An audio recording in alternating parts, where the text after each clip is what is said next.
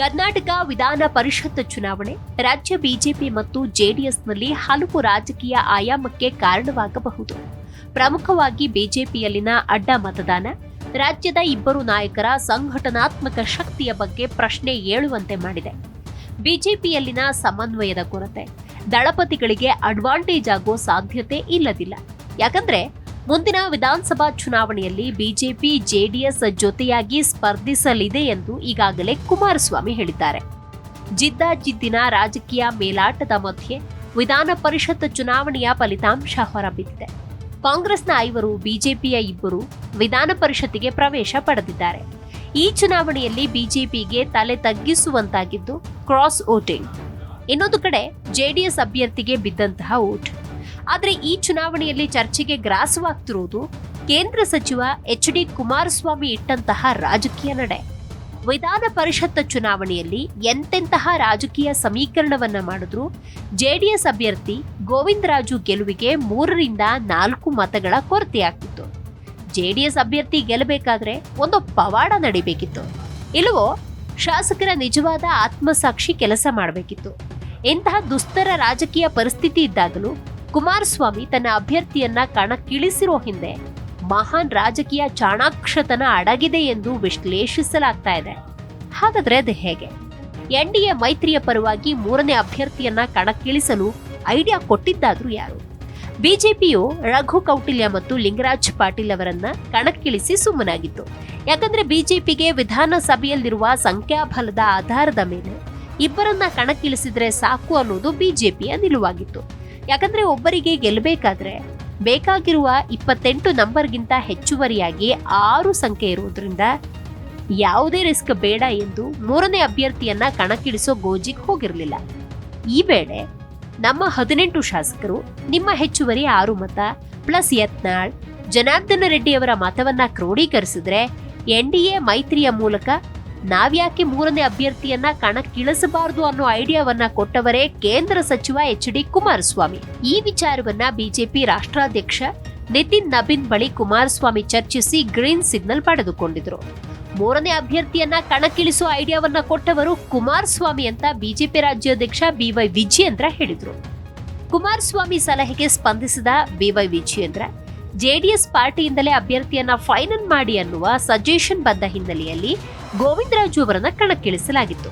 ಇನ್ನೊಂದು ಕಡೆ 5ನೇ ಅಭ್ಯರ್ಥಿಯಾಗಿ ಡಿ.ಕೆ. ಶಿವಕುಮಾರ್ ಆಪ್ತ ವಿನಯ್ ಕಾರ್ತಿಕ್ ಅವರನ್ನ ಸಿಎಂ ಕಣಕ್ಕಿಳಿಸಿದ್ರು. ಇಲ್ಲಿಂದ ಶುರುವಾಗಿದ್ದು ಪರದೆಯ ಹಿಂದಿನ ರಾಜಕೀಯ ಸಮೀಕರಣ. ತಮ್ಮ ಆಪ್ತ ವಿನಯ್ ಕಾರ್ತಿಕ್ ಗೆಲುವಿಗೆ ಖುದ್ದು ಡಿ.ಕೆ. ಶಿವಕುಮಾರ್ ಅಖಾಡಕ್ಕಿಳಿದಿದ್ರು. ಇನ್ನೊಂದು ಕಡೆ ಬಿಜೆಪಿ ಏನೂ ತಲೆ ಕೆಡಿಸ್ಕೊಳ್ಳದೆ ಸುಮ್ಮನಾಗಿತ್ತು. ತಮ್ಮ ಇಬ್ಬರು ಅಭ್ಯರ್ಥಿಗೆ 30 ಮತ ಹಂಚಿ ಹೆಚ್ಚುವರಿ ಮತವನ್ನ ಜೆಡಿಎಸ್ಗೆ ನೀಡುವುದಕ್ಕೆ ವಿಜಯೇಂದ್ರ ಮತ್ತು ಆರ್ ಅಶೋಕ್ ನಿರ್ಧರಿಸಿದ್ರು.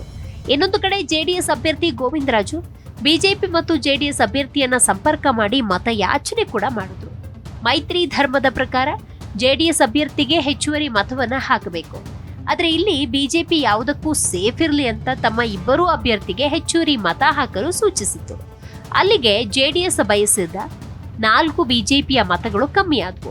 ಇನ್ನೊಂದು ಕಡೆ ಜನಾರ್ದನ್ ರೆಡ್ಡಿ ಮತ್ತು ಬಸನಗೌಡ ಪಾಟೀಲ್ ಯತ್ನಾಳ್ ಅವರ ಮತ ಜೆಡಿಎಸ್ ಅಭ್ಯರ್ಥಿಗೆ ಬಿದ್ದಿಲ್ಲ.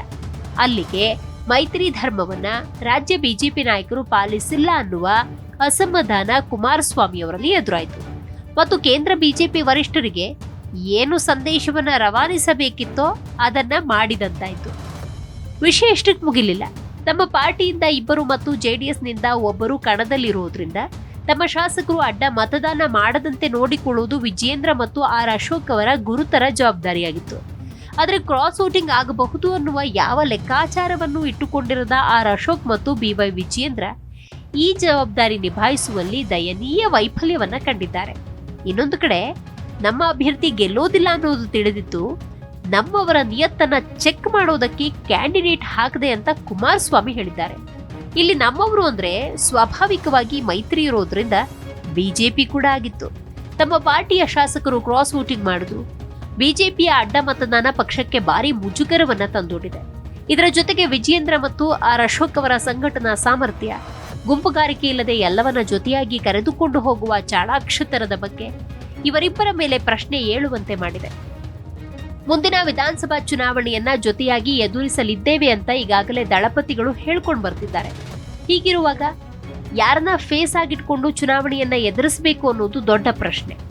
ಪರಿಷತ್ ಚುನಾವಣೆಯಲ್ಲಿನ ಬಿಜೆಪಿಯ ಅಡ್ಡ ಮತದಾನ, ಪಾರ್ಟಿಯಲ್ಲಿ ಇಲ್ಲದ ಒಮ್ಮತ, ನಾಯಕತ್ವ ಬದಲಾವಣೆಯಾಗಬೇಕು ಅನ್ನೋ ಕೂಗು ಎಲ್ಲವೂ ಕುಮಾರಸ್ವಾಮಿ ಅವರಿಗೆ ಪ್ಲಸ್ ಆಗಬಹುದು. ಹಾಗಾಗಿ ಕ್ರಾಸ್ ವೋಟಿಂಗ್ ಎರಡೂ ಪಾರ್ಟಿಯಲ್ಲಿ ನಡೆದಿದ್ರು ಅದರ ಜಾಸ್ತಿ ಡ್ಯಾಮೇಜ್ ಜೆಡಿಎಸ್ಗಿಂತ ಬಿಜೆಪಿಗೆ. ಯಾಕಂದ್ರೆ ಕುಮಾರಸ್ವಾಮಿ ಅವರ ಹೇಳಿಕೆ ಅತ್ಯಂತ ಸ್ಪಷ್ಟವಾಗಿದೆ. ರಾಜ್ಯ ಬಿಜೆಪಿಯಲ್ಲಿನ ಗೊಂದಲ, ಸಾಲು ಸಾಲು ಉಪಚುನಾವಣೆ ಸೋಲು ಕುಮಾರಸ್ವಾಮಿ ಅವರನ್ನ ಮುಂದಿನ ಚುನಾವಣೆಯ ವೇಳೆ ಡ್ರೈವರ್ ಸೀಟ್ನಲ್ಲಿ ಕೂರಿಸುವ ಎಲ್ಲಾ ಸಾಧ್ಯತೆ ಮಾತ್ರ ದಟ್ಟವಾಗಿದೆ.